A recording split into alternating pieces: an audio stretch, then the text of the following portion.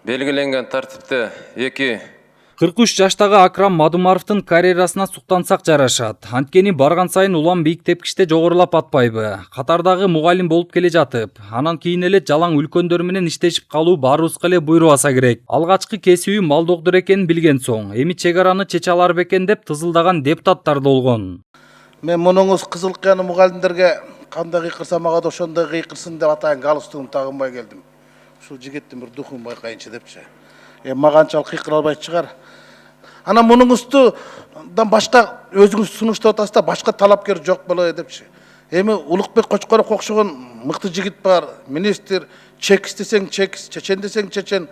Мунуңуз деле мал доктор экен го, анан ара чолоодо мунуңуз аксап калып, дагы уят болуп калбайсызбы деген эле өтүнүч эмес, өкүнүчтү айтып атам да. Ушуну өзүңүз сунуштап атасыз, жоопкерчиликти бар сизде болот да. Бирок бул айтылган пикирден бери жарым жылдай убакыт өттү. Акрам Мадумаров кече түзүлгөн өкмөттүн курамында вице-премьерлик кызматты экинчи ирет калды. Тагыраагы чек арага куратарлык кылып көзөмөлдөйт. Техникалык өкмөттүн курамы каралып жаткан маалда Мадумаров Тажикстандын чек арасындагы бажы төлөмдөрү бери дегенде 350 эсеге көбөйдү деп жар салды. Демек чек арада контрабандалык көрүнүштөр түп орду менен жоюларына камсанбай деле койсок болчудай. Жылдан башынан бери атайын топ түзүп, өкмөт тарабынан биздин жетекчилигибиз астында бир топ чечимдер кабыл алынып, ошонун жыйынтыгында Баткен областынын жетекчилиги тарабынан контрабандага бөгөт коюу иш-чараларыны координациялык кеңештерде чечимдерди кабыл алышып, иштеп, жыйынтыгында бир 5 миллион сомдун тегерегинде бюджетке акча каражатын түшүргөнгө жетишишти. Аткезчиликке каршы күрөшүүнү күчөттүк деген Акрам Мадумаровдун пикирине көпчүлүгү кошула бербейт. Бул баягы эле аракет кылып жатабыз, иштеп атабыз деген эле жооп дешүүдө. Көзгө көрүнүктүү эч нерсе жок. Аткезчилик жүрүп атат. Чек ара маселелери ошол бойдон турат. Ошондуктан бул маселе бар экендиги баарына белгилүү. Анан ошол маселе чечилбей аткандыгы дагы көз көрүнүп эле көрүнүп турат деп официалдуу деңгээлде дагы анан жергиликтүү элдер телевидениеден деле айтып атпайбы, ушундай болуп атат деп. Ошондуктан бул өзү өтө орчундуу көйгөй экендигине шек жок деп ойлошубуз керек. Анткен менен кыргыз бийлигинде карьера жасаганга үлгүрүп, ошондон тарта элдир-селдир келе жаткан кадрлар бар экенин таң калбай деле койсок болот. Бирок дал ушул өлкөгө чеп болуп турган чек араны башкарган кадр алыс болуп жатат деген пикир бар. Анын далили соңку конфликттерден болушу, эки элдин чабышын атасак болот. Жеңиш Разаков жумуштан кеткени менен ал иштеп жаткан учурда бар болгон система дагы деле иштеп жатат. Система өзгөрмөйүн кадрларды алмашта берүүдөн майнап деле чыкпайт. Ошондуктан ветеринарды өтө жооптуу кызматтарга дайындап атышат. Бийлик алмашканда гана система жакшы жакка өзгөрүшү мүмкүн.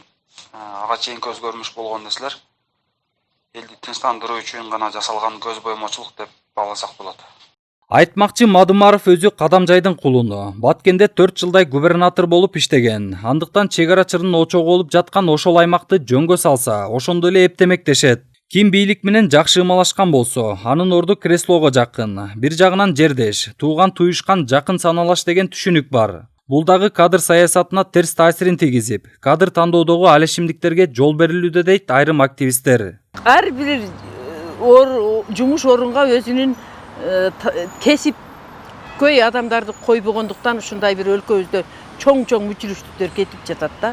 Ошо өзүнүн туугандыгынан, өзүнүн баягы чоңдордун балдарын тандагандыктан, бири-бири кыйбастыктан 200 киши эле тегеренип, ушу өлкөнү сазга батырганга алып бара жатат.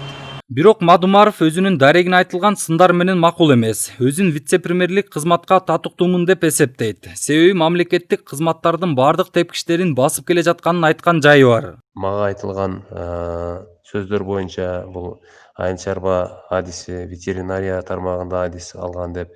Ошону менен кошо мен өзүм дагы Тышкы иштер министрлигинин дипломатиялык академиясында 2 жылдык магистратураны бүтүргөнмүн. Эл аралык байланыштар адистиги боюнча.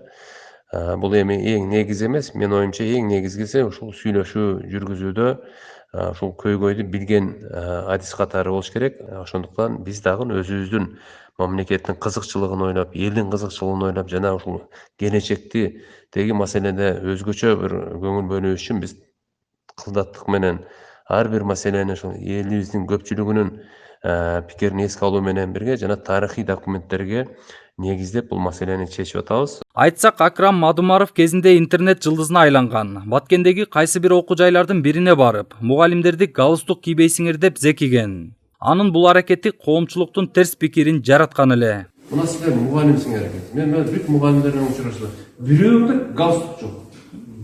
Жүрүшүңөрдү караңызчы. Силер жөнөкөй мен ушул үчүн сурап атам. Силер азыр ишпи деп атсам, силер иштеп атасыңар.